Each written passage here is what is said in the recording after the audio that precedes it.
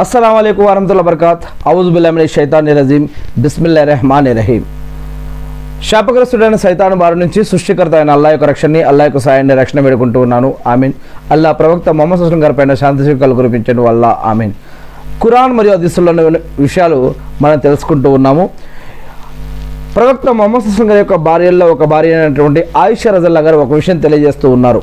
ఏమిటంటే ముహమ్మద్ సల్లల్లాహు అలైహి వసల్లం గారి భార్యల్లో ఒక భార్య అయినటువంటి ఖదీజా రజల్లా గారు యొక్క సోదరి, అంటే ఖదీజా రజల్లా గారు చనిపోయిన కొంతకాలం తర్వాత ఆమె యొక్క సోదరి హాలా బింతే ఖువైలిద్ అనేటటువంటి ఆమె ఈ యొక్క ఖదీజా రజల్లా గారి సోదరి ఒకసారి ప్రవక్త ముహమ్మద్ సల్లల్లాహు అలైహి వసల్లం గారిని వారి యొక్క ఇంట్లోకి రావడం కోసం ముహమ్మద్ సల్లల్లాహు అలైహి వసల్లం గారిని పర్మిషన్ అడిగారు, నేను ఇంట్లోకి రావచ్చా అని. అప్పుడు ముహమ్మద్ సల్లల్లాహు అలైహి వసల్లం గారు రమ్మని పర్మిషన్ ఇవ్వడం జరిగింది. కాకపోతే ఈ యొక్క పర్మిషన్ అడిగిన ఆ యొక్క పద్ధతి చూసి మళ్ళీ ఖదీజా రజల్లా గారే బ్రతికి ఉండి తిరిగి వచ్చారా అనేటటువంటి ఒక అనుభూతి లేదా ఒక ఆలోచన, ఒక అద్భుతం లెక్క ప్రవక్త ముహమ్మద్ సల్లల్లాహు అలైహి వసల్లం గారు భావించారు. కానీ ఆమె యొక్క సోదరి యొక్క పద్ధతి కూడా సేమ్ ఆమె ఖదీజా రజల్లా గారి యొక్క పద్ధతి ప్రకారమే ఉంది. కాకపోతే ఇటువంటి ఏమంటారంటే సడన్గా ఆయనకి నోటి నుంచి ఒకసారి అల్లా హాలా బింతే ఖువైలిద్ అనేటటువంటి పదం ప్రవక్త ముహమ్మద్ సల్లల్లాహు అలైహి వసల్లం గారి యొక్క నోటి నుంచి అనుకోకుండా ఈ విధంగా ఒకసారి తొరలింది అని ఈ యొక్క హదీస్లో చెప్పడం జరుగుతుంది. అసలు విషయం ఏమిటి అంటే ఇక్కడ చెప్పుకునేటటువంటి హదీసు హజరత్ ఆయిషా రజల్లాహు అన్హా గారు కథనం ప్రకారం, అంటే ఆమె ఏం చెప్తున్నారంటే, నేను దైవ ప్రవక్త ముహమ్మద్ సల్లల్లాహు అలైహి వసల్లం గారి యొక్క భార్యలలో ఖదీజా రజల్లా గారి పట్ల ఈర్ష్య చెందినంతగా మరెవ్వరి పట్ల నేను ఈర్ష్య చెందలేదు అని ఆమె చెప్తూ ఉన్నారు. ఎందుకు? అది చెడ్డగా కాదు, కాకపోతే ప్రవక్త ముహమ్మద్ సల్లల్లాహు అలైహి వసల్లం గారు అంతగా నన్ను కూడా ప్రేమిస్తే బాగుండు, అంతగా నన్ను కూడా చేర్చుకుంటే బాగుండు, అంతగా నన్ను కూడా తలుచుకుంటే బాగుండు అని, అలా. అంతేగాని చెడుగా కాదు, మంచి ఉద్దేశంతో అన్నమాట. అంటే ఆమె ఏ విధంగా ప్రవక్త ముహమ్మద్ సల్లల్లాహు అలైహి వసల్లం గారికి సేవలు అందించిందో, ఏ విధంగా ప్రవక్త ముహమ్మద్ సల్లల్లాహు అలైహి వసల్లం గారికి సహాయపడ్డారో, ఆ విధంగా నేను కూడా ముహమ్మద్ సల్లల్లాహు అలైహి వసల్లం గారికి చేయగలిగితే ఎంతో బాగుండు అని అనుకుంటూ ఉండేవారు అనమాట. అంటే ఖదీజా రజల్లా గారు బ్రతికి ఉండగా ప్రవక్త ముహమ్మద్ సల్లల్లాహు అలైహి వసల్లం గారికి ఎన్నో సమయాలలో కష్టాలు, నష్టాలు, బాధలు, ఇబ్బందులు వచ్చినప్పుడల్లా ఆమె ఆర్థికంగా కూడా ప్రవక్త ముహమ్మద్ సల్లల్లాహు అలైహి వసల్లం గారికి సహాయపడ్డారు, ఆరోగ్యపరంగా ప్రవక్త ముహమ్మద్ సల్లల్లాహు అలైహి వసల్లం గారికి సహాయపడ్డారు, మరియు ఆధ్యాత్మికంగా ప్రవక్త ముహమ్మద్ సల్లల్లాహు అలైహి వసల్లం గారికి సహాయపడ్డారు. ఆమె అల్హమ్దులిల్లా మరి ఆమె ఎన్నో విధాలుగా ప్రవక్త ముహమ్మద్ సల్లల్లాహు అలైహి వసల్లం గారికి ఎన్నో విషయాలలో సలహాలు కూడా అందిస్తూ ఆయనకి అనేక విషయాలలో తోడుగా ఉన్నారు అల్హమ్దులిల్లా. మరి అటువంటి ఆమె చూపించిన ప్రేమ, గౌరవ, మర్యాదలు ఏవైతే ఉన్నాయో ఆమె మరణించిన తర్వాత కూడా ప్రవక్త ముహమ్మద్ సల్లల్లాహు అలైహి వసల్లం గారు మరచిపోలేని విధంగా ఉన్నాయి. అంటే ఆమె అంత ఇష్టంగా, అంత ఎక్కువగా ప్రవక్త ముహమ్మద్ సల్లల్లాహు అలైహి వసల్లం గారికి సేవ చేసి ఉన్నారు. అందుకే ప్రవక్త ముహమ్మద్ సల్లల్లాహు అలైహి వసల్లం గారు అనేక సార్లు ఖదీజా రజల్లా గారిని గుర్తు తెచ్చుకుంటూ ఉండేవారు. అంటే ఆయన కూడా, ప్రవక్త ముహమ్మద్ సల్లల్లాహు అలైహి వసల్లం గారు కూడా ఒక మానవుడు, అల్లా యొక్క భక్తుడు. అల్లా ఆయన్ని ఒక మానవుడైనటువంటి ఆయన్ని అల్లా ప్రవక్తగా ఎన్నుకున్నాడు. మరి ఆయన అల్లా యొక్క ప్రవక్త, మరి ఆయన కూడా ఒక మానవుడు. ఆయనకి కూడా సెంటిమెంట్ అనేది ఉంటుంది. అంటే ఆయనకి కూడా మరి ప్రేమ, గౌరవం, మర్యాద, మంచి, చెడు, మరియు ఆనందము, మరియు దుఃఖం, ఇటువంటివి ఆయనకు కూడా ఉంటాయి. ఇలా మరి ఆయన యొక్క భార్య ఖదీజా రజల్లా గారు, ముహమ్మద్ సల్లల్లాహు అలైహి వసల్లం గారి యొక్క భార్య ఖదీజా రజల్లా గారు మరణించినటువంటి విషయం మరి ఆయన్ని ఎంతో బాధించింది. దీనికి సంబంధించి అనేక హదీసులు మనం ఇంతకుముందు చూసుకుని ఉన్నాము.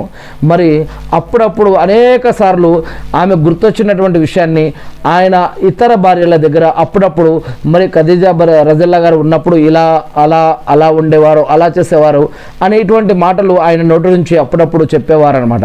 అంటే ఆమెను గుర్తు చేసుకుంటూ ఉండేవారు. మరి అంతేకాకుండా ఆయన ఏం చేసేవారంటే, ఎప్పుడైనా సరే ఏదైనా ఒక మాంసం కొట్టించినా లేదా ఇంకేదైనా జరిగినా కూడా ఆయన ఆమె ఖదీజా రజల్లా గారి యొక్క స్నేహితులు ఎవరైతే ఉన్నారో వారికి ఈ యొక్క మాంసాన్ని పంపియండి, లేదా ఈ యొక్క వస్తువుని వాళ్ళకి ఇవ్వండి, వారికి సహాయం చేయండి, వారిని ఆదుకోండి, వారికి హెల్ప్ చేయండి అని, మరియు అంటే భార్య యొక్క ఇతర స్నేహితులకి కూడా వారిని కూడా గుర్తుపెట్టుకొని ఆయన భార్య చనిపోయిన తర్వాత ఆయన యొక్క భార్యకి ఎవరైతే చుట్టాలు బంధువులు స్నేహితులు ఉన్నారో వారిని ఈ యొక్క మొహమ్మద్ అస్లం గారు ఇక భార్య చనిపోయింది అని వారిని వదిలేయకుండా వారితో తెగతెంపులు చేసుకోకుండా వారితోటి ఇంకేవైతే సంబంధాలు స్నేహ సంబంధాలు బంధుత్వ సంబంధాలు ఇంకా మంచి సమాజంలో ఒక పౌరుడిగా లేదా ఒక నాయకుడిగా ఇంకా ఏదైతే బాధ్యతలు ఒక ప్రవక్తగా ఆయన పైన ఏవైతే బాధ్యతలు ఉన్నాయో వాటిని మంచి పద్ధతుల్లో కొనసాగించేవారు. ఒక వ్యక్తి చనిపోయింది కదా అని చెప్పేసి అవతల ఉన్న వారిని వదిలిపెట్టకుండా వారితోటి మంచిగా మానవత్వంతో వారి యొక్క భార్య గారిని గౌరవించే విధంగా మరి ఆయన ఆయన యొక్క భార్య అయినటువంటి స్నేహితురాండ్లకు కూడా ఈయన ఏదో ఒక రూపంలో సహాయం చేసేవారు. అలానే ఏదైనా కుర్బానీ చేసినా ఏదైనా మేకని కనుక ఏదైనా కోసుకున్నా కూడా పలానా ఈ యొక్క ప్రత్యేకమైన దానిని వారికి ఇవ్వండి అని అక్కడికి పంపించి వారి యొక్క భార్యల యొక్క స్నేహితురాండ్లకు కూడా ఈ విధంగా ప్రవక్త మొహమ్మద్ అస్లం గారు సహాయం చేసేవారు అని మరి ఇటువంటి గుణగణాలు ఏవైతే ఇది కూడా మనలో ఇటువంటి గుణగణాలు ఉండాలి అంటే అని ఈ యొక్క హదీస్ ద్వారా తెలియజేయడం జరుగుతుంది. అంటే ఒక వ్యక్తి చనిపోయినంత మాత్రాన అవతల వ్యక్తుల యొక్క కుటుంబాలతో స్నేహితులతో సంబంధాలు తెంచుకోవద్దని చెప్తుంది. ఈనాడు సమాజంలో మనం చూస్తూ ఉన్నాం, ఒక తల్లి కానీ తండ్రి కానీ ఇంకేదైనా అత్త కానీ మామ కానీ ఇంకెవరైనా చనిపోతే కనుక అవతల వైపు ఉన్న వారి యొక్క కుటుంబాలతో చాలామంది బంధుత్వాలు వదిలేసుకుంటూ ఉన్నారు. వారిని మళ్ళా కలవటం కానీ వారిని పిలవటం కానీ వీరు వాళ్ళ దగ్గరికి వెళ్ళటం కానీ ఇంతకుముందు ఏ వ్యక్తులైతే మన మధ్యలో ఉండి వారికి వీరికి మధ్యలో బంధుత్వానికి కనెక్షన్గా ఉన్నారో అటువంటి వ్యక్తులు కనుక చనిపోతే తర్వాత ఆ యొక్క బంధుత్వాలని వదిలేసుకునేటటువంటి వారిని ఎంతోమంది మనం చూస్తూ ఉన్నాం. ఇది సరైన పద్ధతి కాదు. ఒక వ్యక్తి చనిపోయినా కూడా అతడు బ్రతికి ఉండగా ఎవరి ద్వారా అయితే మనకి స్నేహ సంబంధాలు బంధుత్వ బాంధవ్యాలు ఏర్పడ్డాయో వాటిని పటిష్టం చేసుకోవాలి కానీ వాటిని తెగత్రింపులు చేసుకోకూడదని ఇక్కడ ఇస్లాం ధర్మం మనకి తెలియజేస్తూ ఉంది. ప్రవక్త మొహమ్మద్ అస్లం గారు ఇలాంటి అనేక విషయాలని మనకి తెలియజేసి ఉన్నారు. ఖురాన్లో కూడా మరి సిలారహమి అనేటటువంటి ఒక ప్రత్యేకమైనటువంటి అధ్యాయం ఉంది. మరియు ఆస్తిపాస్తుల విషయంలో కానీ మరియు జకాత్ విషయంలో కానీ దాన ధర్మాలు సదకా విషయంలో కానీ ఉదాహరణకి ఒక చిన్న విషయం గుర్తు చేసుకున్నాం. ఇంతకుముందు మనం హదీస్లో చెప్పుకున్నాం, ఎవరైనా తమ యొక్క బంధువులకి దాన ధర్మాలు చేస్తే డబల్ పుణ్యం లభిస్తుంది అని. ఎలా అంటే ఒకటి వారికి దాన ధర్మాలు చేసినందుకు ఒక పుణ్యం మరియు బంధుత్వ సంబంధాన్ని నిలబెట్టి పటిష్టం చేసినందుకు ఆ వారికి ఇంకొక పుణ్యం. ఈ విధంగా డబల్ పుణ్యాలు ఇలా బంధువులకు సహాయం చేయడం వల్ల అని.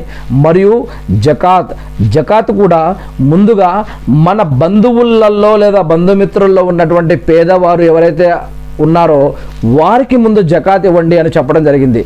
తర్వాత వేరే వాళ్ళకి మరియు ముందుగా బంధుత్వ సంబంధాలని మెరుగుపరచు. అదేవిధంగా ఎవరికైనా అనారోగ్యం ఉంటే కనుక మనం నమాజులు ఉపవాసాలు సదకా ఖైరాతులు జకాతులు హజ్జుమ్రాలు దాన ధర్మాలు వీటితో పాటుగా ముఖ్యంగా మన బంధువుల్లో దగ్గర వారిలో ఎవరైనా అనారోగ్యంతో ఉంటే వారిని పరామర్శించడం, వారిని విజిట్ చేయడం, వారి కోసం దువా చేయటం, అదేవిధంగా మన మూలంగా ఎవరైనా నష్టపోయి కష్టపడి ఇబ్బందులు పడి ఉంటే అటువంటి వారిని క్షమాపణ అడగడం, వారికి సహాయం చేయడం వల్ల మరి అల్లాహ్ సుబ్హానహు వ తఆలా మన యొక్క ఆరాధనల్ని తొందరగా స్వీకరించి మళ్ళా మనకి మెరుగుపరిచేటటువంటి భాగ్యం ఇంకా దొరికే అవకాశాలు ఉంటాయని. ఈ విధంగా బంధుత్వ సంబంధాలు ఏవైనా తెగిపోయి ఉంటే వాటిని మళ్ళా కలుపుకోవడం వల్ల కూడా మన యొక్క ఆరాధన తొందరగా అల్లాహ్ వద్ద స్వీకరించబడే భాగ్యం ఉంటుందని. నమాజు చాలా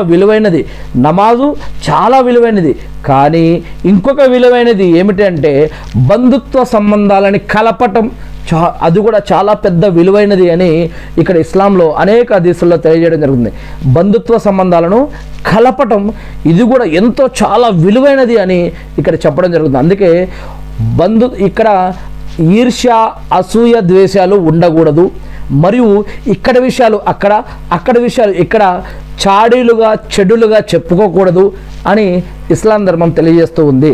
మరియు ఒకరి పట్ల ఒకరు అసూయ చెందవద్దు అని, మరియు ఫలానా వ్యక్తి అది కొనుక్కున్నాడు, ఫలానా వాళ్ళ యొక్క కుమారుడు లేదా కూతురు ఇలా చేసింది, అలా చేస్తున్నారు, వాళ్ళు అక్కడ జాబ్ చేస్తున్నారు, లేదా మీ కొడుకు ఏంటి ఇలా, వాళ్ళ కూతురు ఏంటి ఇలా, వాళ్ళు ఆ జాబ్ చేస్తున్నారు, మీరు ఏంది ఇలా ఉన్నారు, వాళ్ళు అది చదువుకున్నారు, మీరేంటి ఇలా ఉన్నారు, ఇటువంటి మాటలు మాట్లాడకుండా వీలైతే వారిని ఎంకరేజ్ చేయడం కోసం, వారికి సహాయం చేయడం కోసం, వారికి సపోర్ట్ చేయడం కోసం ప్రయత్నించాలి. కానీ వారికి వీరికి లింక్ పెట్టి మరి గొడవలు పెట్టి లేదా మనస్పర్ధాలు సృష్టించి వారిని విడగొట్టి వాళ్ళల్లో విషబీజాలు నాటకూడదు. ఇది చాలా పెద్ద పాపం అని ఇస్లాంలో చెప్పడం జరుగుతుంది. ఎవడైతే చాడీలు చెప్తాడో, అబద్ధాలు చెప్తాడో, ఎవడైతే ఇతరులని మోసం చేస్తాడో, ఎవడైతే బంధుత్వ తెగతింపులు చేస్తాడో చేసుకుంటాడో, ఇది చాలా పెద్ద పాపంగా ఇస్లాంలో చెప్పడం జరుగుతుంది. మరి ఇటువంటి పాపాలకి మనం దూరంగా ఉండాలి. ఏది ఏమైతేనేమి ఈ యొక్క హదీస్ ఏదైతే ఇప్పుడు మనం చెప్పుకున్నామో లేదా చదువుకున్నామో, ఇది ఖదీజా రజల్లా గారికి గురించి చెప్పినటువంటి ఈ యొక్క విషయం హజరత్ ఆయిషా రజల్లా గారు అన్హు గారు తెలియజేశారు అని ఈ యొక్క హదీస్ని బుఖారీ హదీస్ గ్రంథం, ముస్లిం హదీస్ గ్రంథం, రియాజుస్ సాలహీన్లో 345 హదీస్ నుంచి ఈ యొక్క హదీస్ తీసుకోవడం జరిగింది. ఏది ఏమైతేనేమి నేను ఆ సృష్టికర్త అయిన అల్లాహ్ను ప్రార్థిస్తూ ఉన్నాను. అల్లా ఏదైతే బంధుత్వ సంబంధాలు, స్నేహ సంబంధాల గురించి మీరు ఖురాన్ మరియు హదీసుల ద్వారా ప్రవక్త ముహమ్మద్ సల్లం గారిచే మాకు తెలియజేసి ఉన్నారో వాటిని మేము తెలుసుకుని, నేర్చుకుని, అర్థం చేసుకుని, గుర్తుపెట్టుకుని వాటి ప్రకారం మేము జీవిస్తూ మిమ్మల్ని ఆరాధిస్తూ తెలియని ఇతర మా సోదరి సహోదరులకు కూడా తెలియజేసే భాగ్యాన్ని మాకు ప్రసాదించండి వల్ల ఆమీన్. అల్లా మా అందరి యొక్క పాపాలను క్షమించండి వల్ల ఆమీన్. అల్లా సైతానుల నుంచి, జిన్నాతుల నుంచి, మనుషులు చేసే ఆగడాల నుంచి, కుట్ర కుతంత్రాల నుంచి, అవమానాల నుంచి, అప్పుల నుంచి, ఆకలి దప్పకల నుంచి, షిర్కు నుంచి, బిదాత్ నుంచి, హరాం నుంచి, వడ్డీ నుంచి, అల్లాహు అక్బర్, అల్లా వీటన్నిటి నుంచి కూడా మమ్మల్ని, మీ యొక్క దాసులని, మా కుటుంబ సభ్యులని, మా బంధువులని, మా స్నేహితులని, వీరందరినీ మరియు మా శ్రేయోభిలాషుల్ని మరియు మాకు ఎవరైతే ప్రార్థన చేయమని అడిగి ఉన్నారో మేము కూడా ఎవరి తరపునైతే ప్రార్థన చేస్తామని చెప్పి ఉన్నామో, ఎవరైతే ఈ యొక్క ప్రసంగం వింటూ దీనిని ఇతరుల దాకా కూడా చేరుస్తూ ఉన్నారో, ఇటువంటి మరియు ఎవరైతే నీ యొక్క దాసులు మరణించారో, ఇప్పుడు బ్రతికి ఉన్నారో మరియు రాబోతున్నారో, ఇటువంటి నీ యొక్క దాసులందరి తరపున కూడా నేను మిమ్మల్ని ప్రార్థిస్తూ ఉన్నాను వల్ల ఆమీన్. అదేవిధంగా వల్ల మా పాపాలను క్షమించండి వల్ల, మమ్మల్ని నరకం నుండి రక్షించండి వల్ల, మాకు స్వర్గ భాగ్యాన్ని ప్రసాదించండి వల్ల ఆమీన్. అల్లా ఇబ్రాహీం అలసం గారి పైన, ఆయన కుటుంబ సభ్యులపైన, ఆయన ఉమ్మత పైన శాంతి సేవకాలు కురిపించడం వల్ల, అదేవిధంగా వల్ల ప్రవక్త ముహమ్మద్ సల్లల్లాహు అలైహి వసల్లం గారి పైన, ఆయన కుటుంబ సభ్యులపైన, ఆయన ఉమ్మత పైన శాంతి సేవకాలు కురిపించి మకామే ముహమ్మద్కు ప్రవక్త గారిని వారసుని చేసి అంతిమ దినం రోజు వసలతా స్థానాన్ని ప్రవక్త ముహమ్మద్ సల్లం గారికి ప్రసాదించడం వల్ల ఆమీన్. అల్లా అనేక కాలాలలో, యుగాలలో, చరిత్రలలో అనేక మంది మానవులని మీరు ప్రవక్తలుగా ఎన్నుకున్నారు వల్ల ఆ ప్రవక్తలందరిపైన మీ యొక్క శాంతి సేవకాలు కురిపించడం వల్ల వారు బ్రతికి ఉండగా చేసిన మరియు వారు చనిపోయిన తర్వాత కూడా వారిని మీరు తీసుకుని వెళ్ళిపోయిన తర్వాత కూడా వారి యొక్క ఏదైతే సదకే జారియాలు ఉన్నాయో అలా వాటన్నిటిని కూడా మీరు స్వీకరించి వారు చేసిన నమాజులు, ఉపవాసాలు, సదకా ఖైరాతులు, జకాతులు, హజ్ ఉమ్రాలు, దాన ధర్మాలు, మంచి పనులు ఏవైతే ఉన్నాయో వాటన్నిటిని కూడా మీరు స్వీకరించి వారి యొక్క సహబాలు, శిష్యులు వారు చేసిన శ్రమలను కూడా మీరు స్వీకరించడం వల్ల మీరు మీ యొక్క దైవదూతలతో ఎవరి తరపున అయితే ప్రార్థింపజేస్తూ ఉన్నారో ఆ యొక్క ప్రార్థనలు కూడా స్వీకరించండి వల్ల ఆమీన్. అల్లా మా పాపాలను క్షమించండి వల్ల, మా అందరికీ కూడా స్వర్గ భాగ్యాన్ని ప్రసాదించండి వల్ల ఆమీన్. మా యొక్క తప్పులను క్షమించండి వల్ల, మాకు ఉపాధిని, బర్కత్ని, రక్షణని, సహాయాన్ని మాకు ప్రసాదించండి వల్ల. అలా ఈనాడు ఎక్కడెక్కడైతే నీ యొక్క దాసులు ఎక్కడెక్కడైతే ఇబ్బందులు పడుతున్నారో అటువంటి నీ యొక్క ప్రతి దాసుడికి నీ యొక్క సహాయాన్ని అందించండి వల్ల, మా అందరి యొక్క ప్రార్థనలను స్వీకరించండి వల్ల, మాకు ప్రతిరోజు 5 నమాజులు జమాత్ తోటి మస్జిద్కి వెళ్ళి ఇమాం వెనుక చేసే భాగ్యాన్ని మాకు ప్రసాదించండి వల్ల, అల్లా మా యొక్క నమాజులు, ఉపవాసాలు, సదకా ఖైరాతులు, జకాతులు, హజ్ ఉమ్రాలు, దాన ధర్మాలు స్వీకరించండి వల్ల, ఎవరైతే ఇవి చేయలేకపోయారో వారికి చేసే భాగ్యాన్ని కూడా ప్రసాదించండి వల్ల ఆమీన్. అల్లాహు అక్బర్, అల్హమ్దులిల్లాహ్, సుబ్హానల్లాహ్, అల్లాహు అక్బర్.